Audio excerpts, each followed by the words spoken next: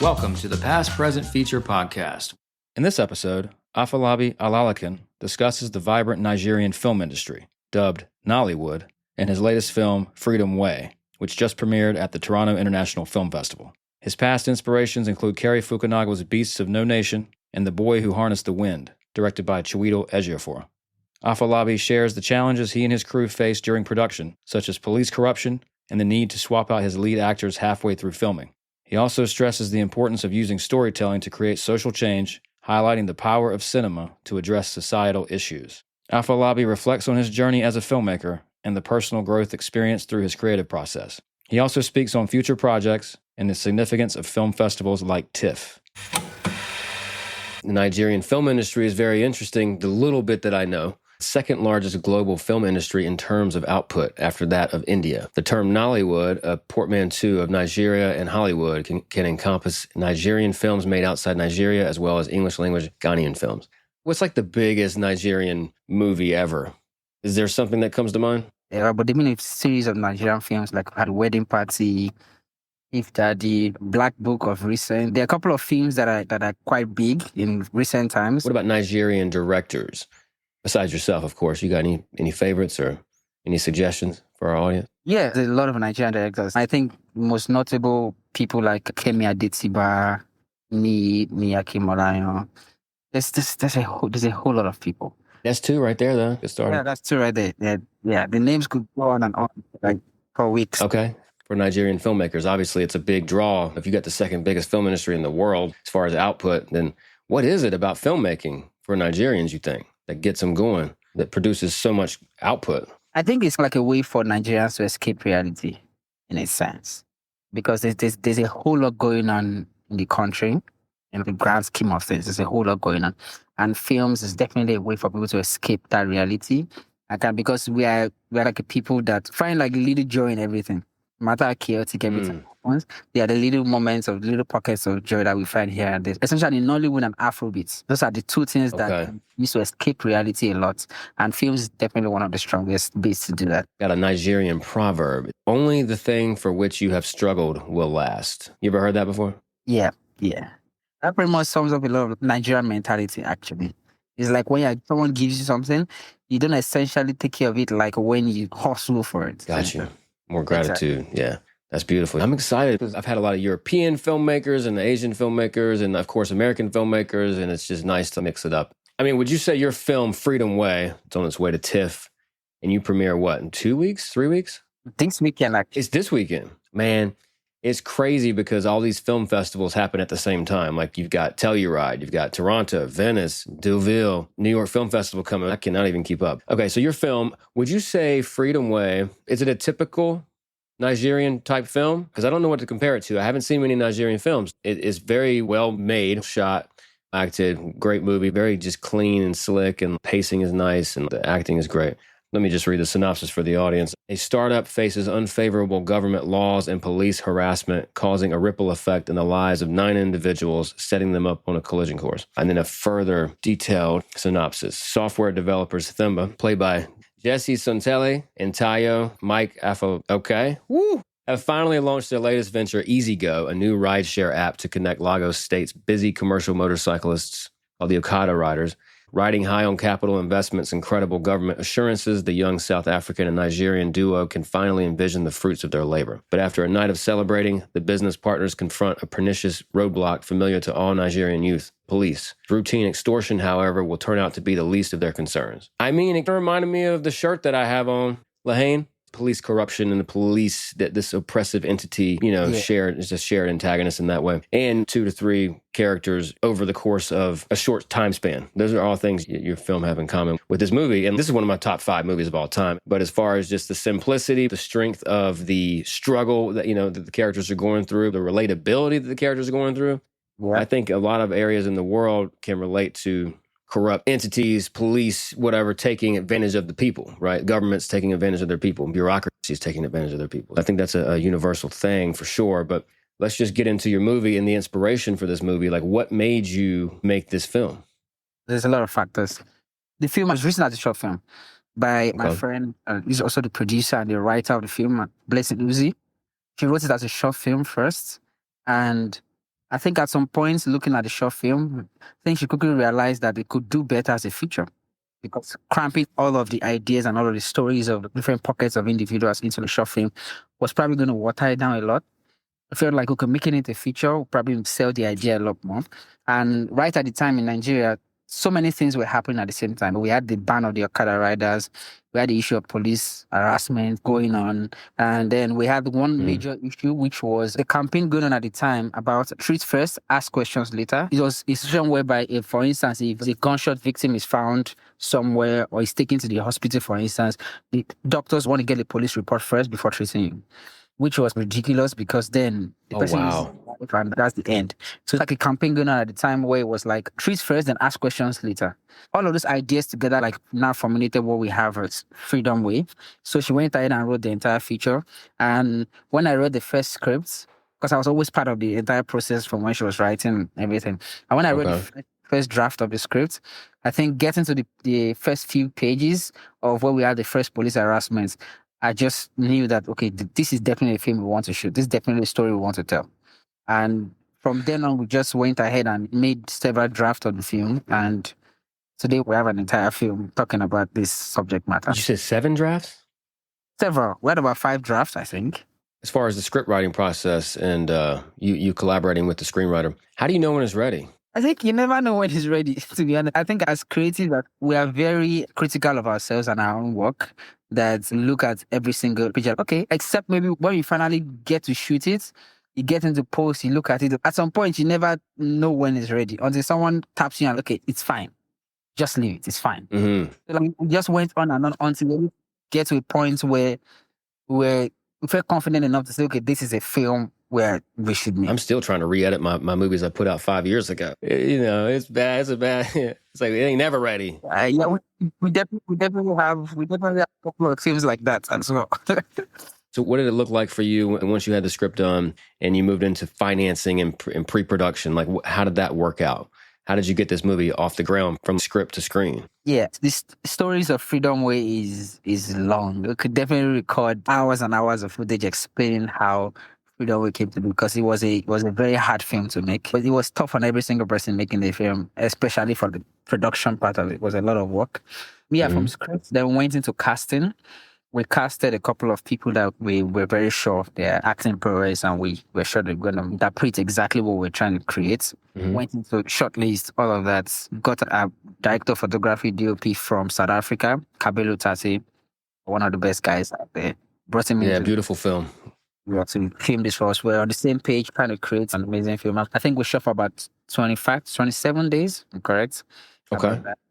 I think after we got almost to the end of the film, to end of days of shooting, I think myself and the producer, we realized that we were not setting out to make the kind of film we wanted to make.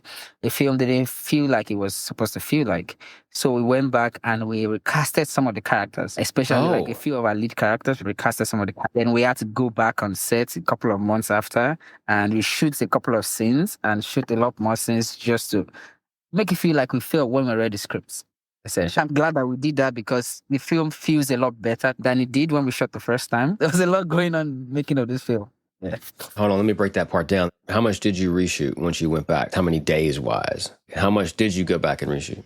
Maybe percentage wise, we probably had shot about 70% of the film and we had to reshoot about 50% of that 70%. Damn. Yeah. That's crazy. But that's see, that right there, it's refinement too, right? It's dedication to refining. Yeah, shoot that in shorter days than we even did the first time. I think about like 15 days, I think. I did not shoot that again. So yeah, I'm glad those happened because then I think that's what made us make the kind of the film we have today, because it's like the pressure that we're under, the timing, all of that made us create because I was going for a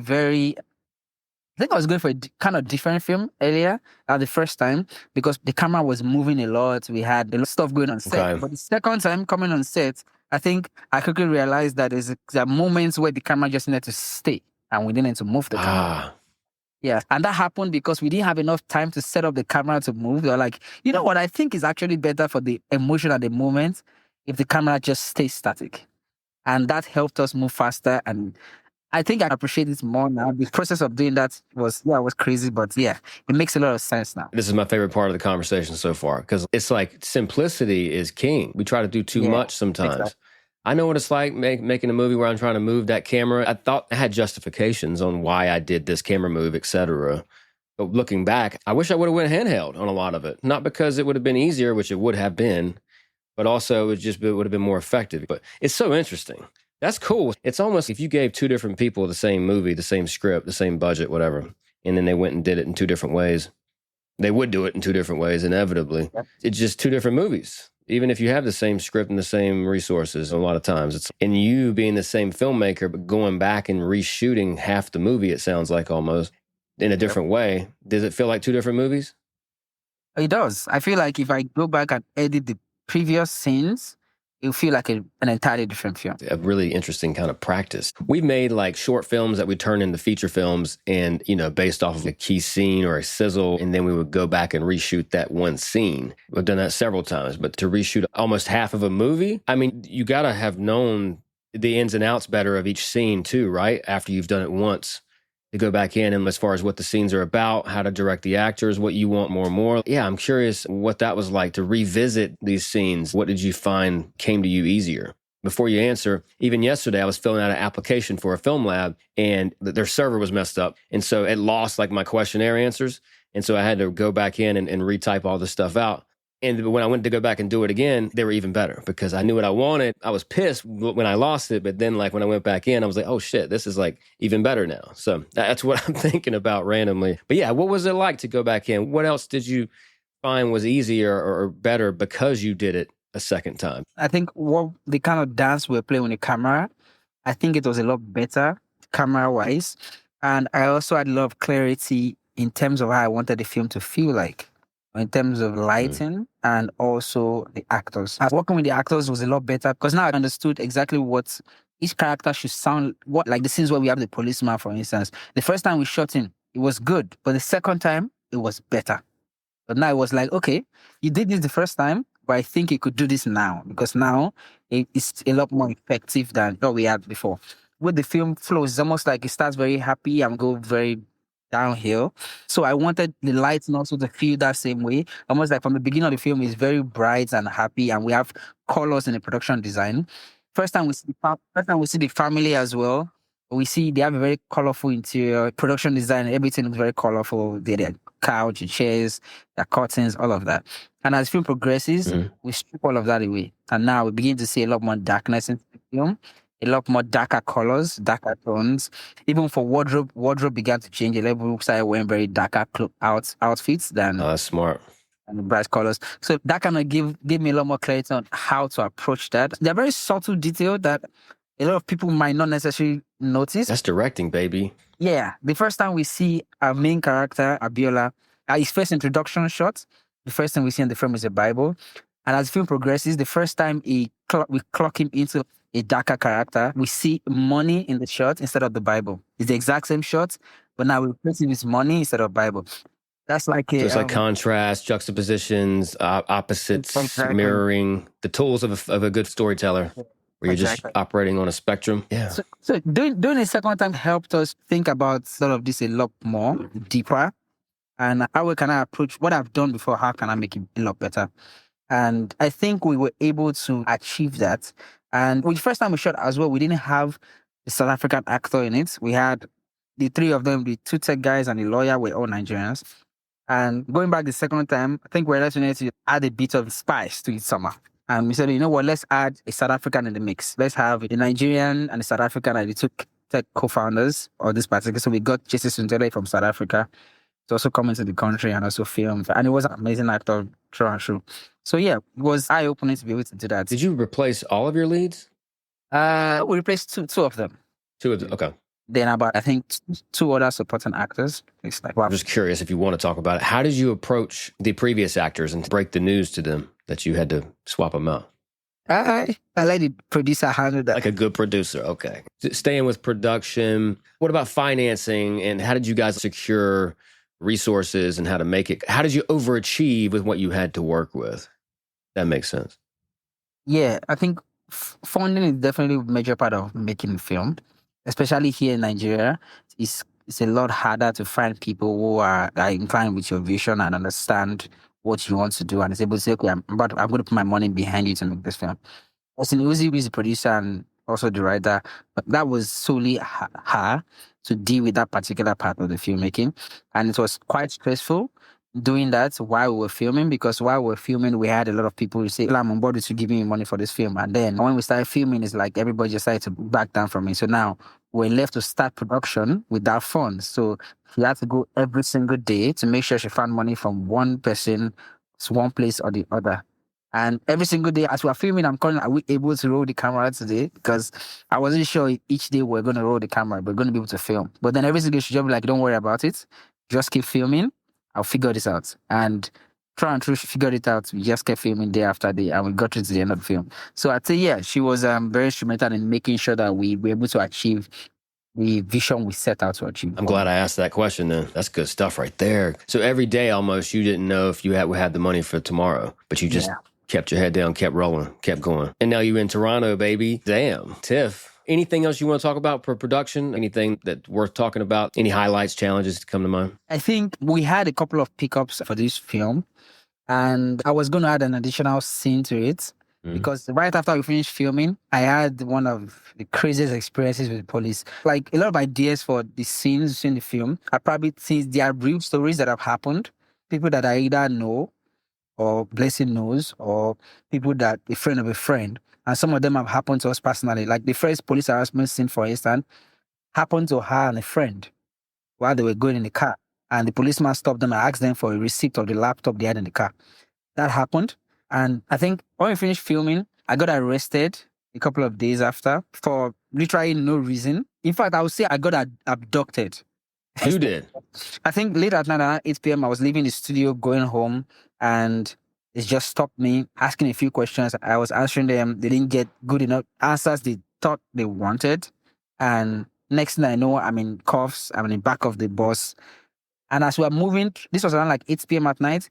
As we're moving down to the station, they are doing the exact same thing to every single young person they see along the way. So now we're like 5 to 6 people in this police van that have done absolutely nothing. And we're just headed to a station for them to get there. And they say, okay, now you have to bail yourself out. You have to pay a certain amount of money to bail yourself out. We pay it and we're out. And like, okay, you just wanted to just get money from us essentially.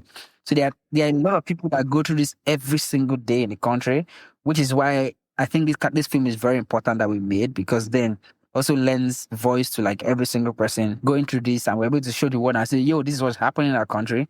And also show the country that this is what's happening, and this is how we can lend our voice to say, okay, let's begin to find the solutions to it, essentially. Change can come from filmmaking. It's real. It's true. And especially if you get a big enough platform like Toronto. Damn. Sorry to hear you got to deal with that. But also, when that was happening a few days after you wrapped, did you feel like you had a little something in your back pocket? Did that motivate you even more? Yeah. Like something to fight back with, your film? The next day I called Blessing. I was like, yo, I think we need to add one more scene into the film. This just happened to me. And she's like, okay, send me a voice note. So I sent her a voice note narrating every single thing. And she's like, okay, I'm going to write this and let's see if we can add it. But I think a few days before we shot it, we realized that, it's probably going to be a lot to deal with. And it's probably also going to affect the flow of the film. It's a story worth telling. It's a story worth putting into the film. But then we don't want to jeopardize the story we currently have, because we have a good enough story. It's interesting enough to add into it, to be able to add a lot more spice and stuff into it. But then it didn't feel a lot necessary at the time to add it. Just maybe we'll make it into another film. Just maybe. I'm sure it affected like the edit. Making a film that needs to be made, and not just something that you're doing for yourself, but something that's also like just needs to be said. Like the power of that is beautiful. Talk about the importance of making a film that can potentially create change. And then also, what kind of change would you hope to realistically have this film create? Possibilities that you see this film creating in your neck of the woods from premiering on an international stage? Yeah, I think what this film would do is bring a lot of awareness as opposed to create an effective, immediate change. And that's because growing up in Nigeria, as filmmakers, we are also not delusional to understand that we can't make a film to make the government change that quickly by a snap of a finger, just by making one film. Right. it takes a long time to effect the kind of change we are looking. So I think this is just one voice out of 1,000 voices, millions of voices, in fact. The voices need to continue. This is just a little way of contributing to the millions of voices already running in the country, and just say, okay, this is our own experience, this is what we've seen, and this is how we think we can make stuff better. And then every other person coming in from one place or the other. We have 36 states in the country. So everybody bringing voices and everything into the conversation. This is like a good start for that to happen. I think being on a big stage like Toronto International Film Festival is great, because then we are essentially bringing our own fight in from a higher platform. So now every other person, bringing up their voice as well, just to help elevate what we are already saying. And you say, okay, this is what this film is saying, and this is what we are saying as well. Yeah, because it is a seed, and you never know how big that thing can get, really. What about post-production? How long did it take for you to edit this movie? What did the editing look like? I edited the film myself. Editing was quite easy because it was shot in very particular ways. Like I said, coming back to shoot the second time didn't give us enough time to sit around and say, we're going to do 10 takes. There are particular scenes that have just one take each. Every single character has one take. So if they didn't nail it in that one take, we didn't have enough time to reshoot it. We need to shoot this now and we need to go.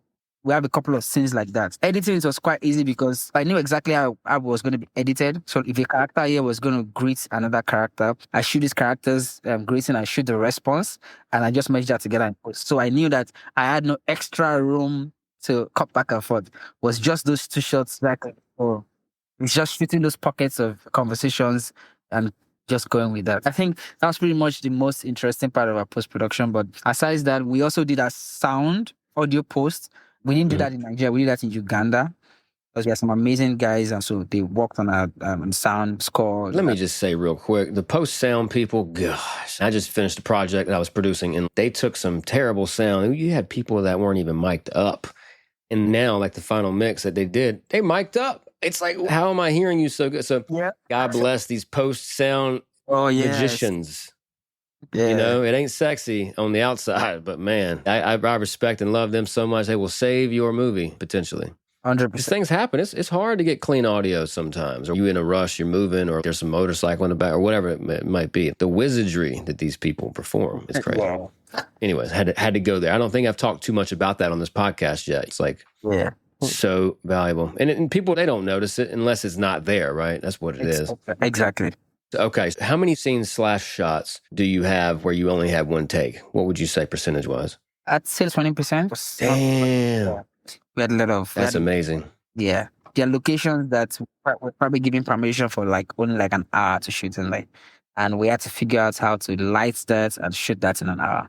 It makes me think of a movie we did 8 years ago, whatever. We were shooting in the Hollywood Hills, and it was a great location, but we had a very limited amount of time. Anyways, we were down to the wire. We had one big whole scene that was very important to the movie, and we had an hour to shoot it, and it was 2 main characters with some extras. I got one take with 2 cameras, and I was like, we ain't got this. I don't know, man. It feels good, but I don't even know if we got it. And long story short, it's one of the best scenes in the movie. And props to the actors also for handling business. How is this the best scene in the movie? It does something to you as far as when you got all the time and but when you got to get down to it, you do. You find a way. And it ends up, it translates. Exactly. It's a dangerous game to play. You don't want to have to do it, but there's something good in that pressure. Yeah, I think the pressure sometimes is good. I was telling someone a couple of days ago about I found a short film on YouTube, and I really loved it. And I was like, this short film is really good. And I had to get in contact with the filmmaker to ask him a few questions about the film. He spoke about the budget of the film, how many days he had to shoot. It felt like not enough budget and stuff. And a friend of mine said, she wants to get this filmmaker a budget to make a proper film. And I said, the moment you do that, he might make a shitty film. Because now we start to make a really good film with this. I feel like that pressure creates a really good film. But the moment you give him a lot more budget, now it feels like he has a lot to play around with. Because moments where he's trying to shoot a very close-up shot because he doesn't have enough money for production design. He's actually close-up shots, keeping the moments, the emotions of the actor that's crying. And now when he has budget, he can do a wide shot and show how beautiful his production design is.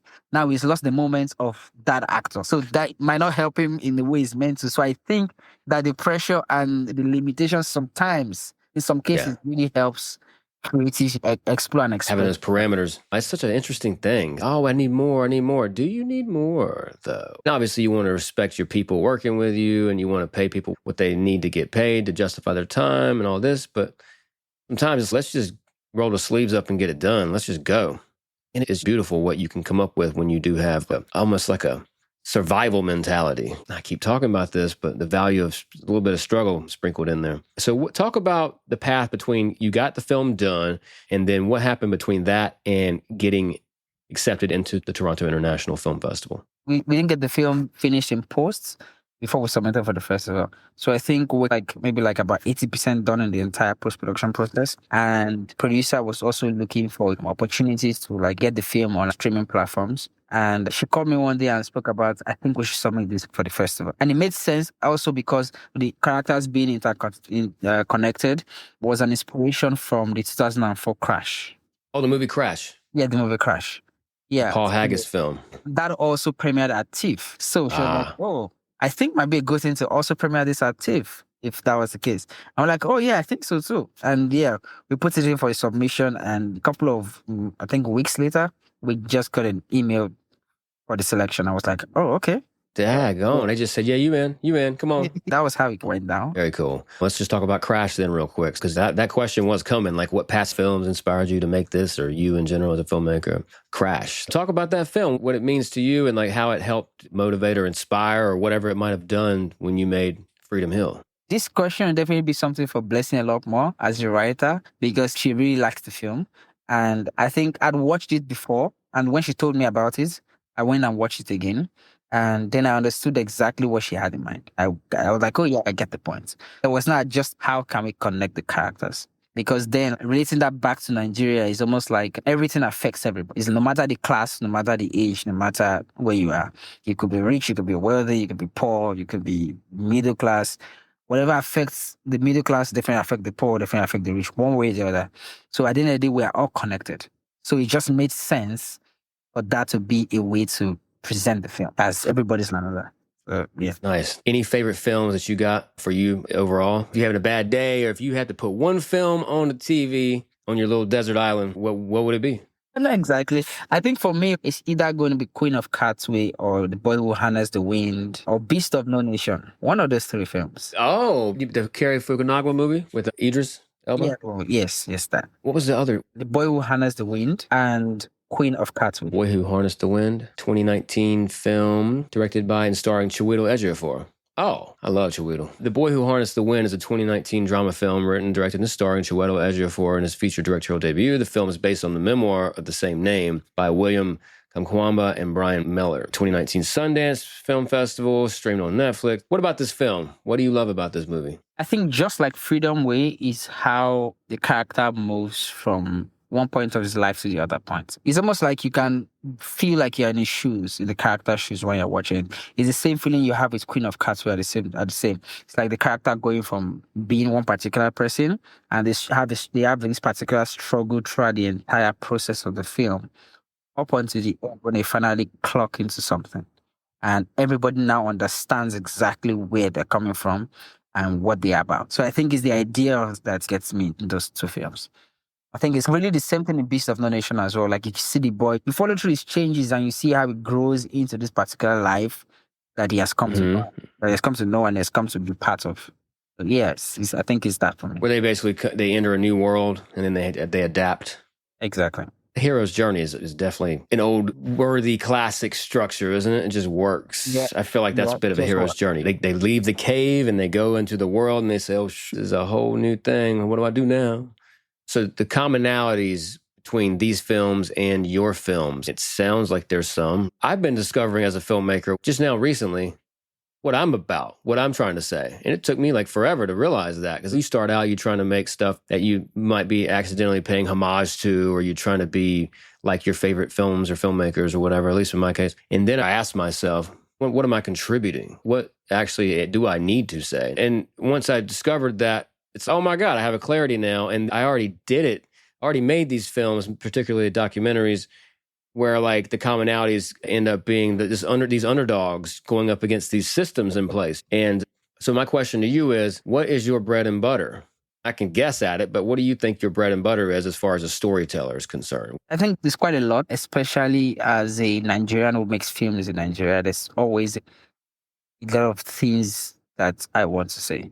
Because most of the films that we have come out of Nigeria, there's a higher percentage of comedy than there is of action, drama, and serious films.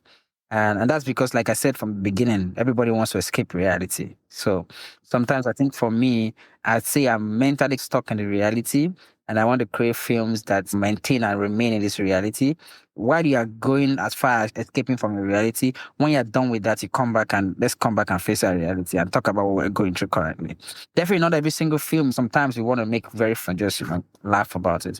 I always want to stay within a place where we can always talk about something. We can always feel something when watching a film and be able to reflect on not just ourselves, but like society in general. What you got next? You got a next project in mind? Yeah, it's a couple of stuff been developing, some series, some features, a couple of other shots as well. That stuff we're just developing, trying to see how we can create a lot more freedom ways.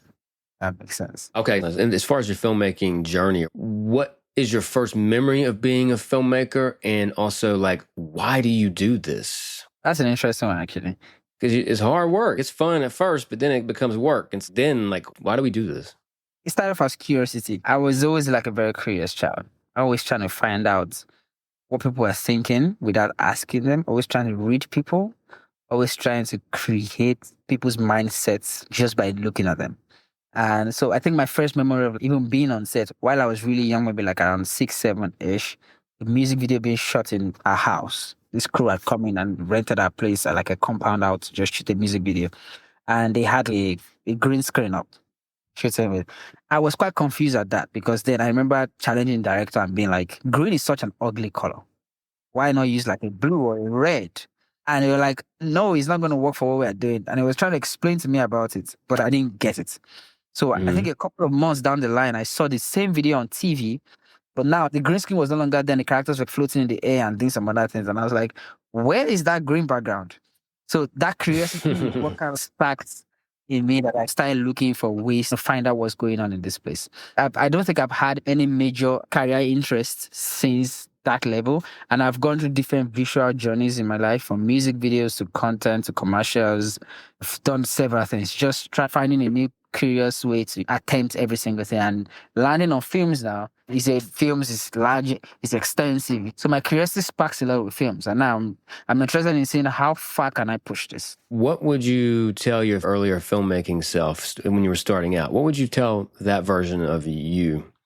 Probably going to be a sentence that I would say, that is not stupid. Because I've made a lot of stuff that I'd never put out. Short films, a lot of content I never put out. And that's because I'm very critical of myself. And I look at it and I'm like, that seems stupid. That seems silly. And I just shove the drive somewhere and move on. So I think I'll probably say that's not stupid. That's not silly.